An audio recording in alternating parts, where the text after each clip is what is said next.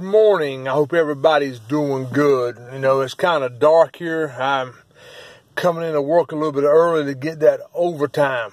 But I got something I want to share with you. It's something I think on a lot. And it's a raw truth. In the book of Malachi, if I'm not mistaken, in chapter 3, he says, I am the Lord and I change not. I want to take that a little bit deeper.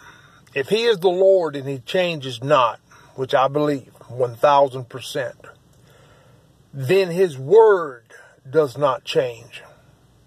Because you cannot separate him from his word. So if he is the Lord and he changes not, you can actually say in all truth and honesty that his word does not change. And if his word does not change, you don't need a New Testament. Come on now, stay with me. Because you look at what Paul and the disciples studied. They studied the Tanakh. They studied the Torah and the writing of the prophets. That's what they had available to them. Me personally, I look at the New Testament as a commentary of what they studied. The gospel is the Torah. The scriptures as a whole is the Tanakh, the Old Testament. It's not an Old Testament, it is the only testament. And, you know, in churchianity, listen to me if you will.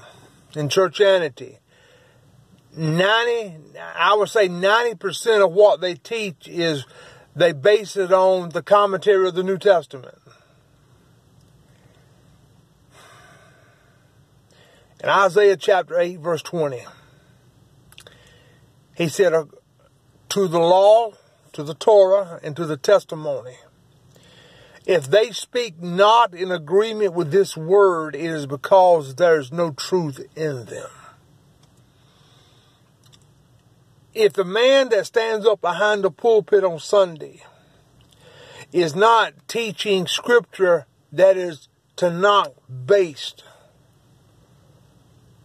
he's telling you a lie. There's only one truth, and that is the Torah. You can't get the full effect of truth. You can't get the full depth of truth just by studying a commentary or something. You know, we need to get back to the scriptures. The Sabbath has not been changed. The kosher diet is still in effect. He still commands us to observe and to keep the 7 biblical feasts. He still commands us to pursue his instructions on how to live. Meditate upon this today and be blessed. Shalom.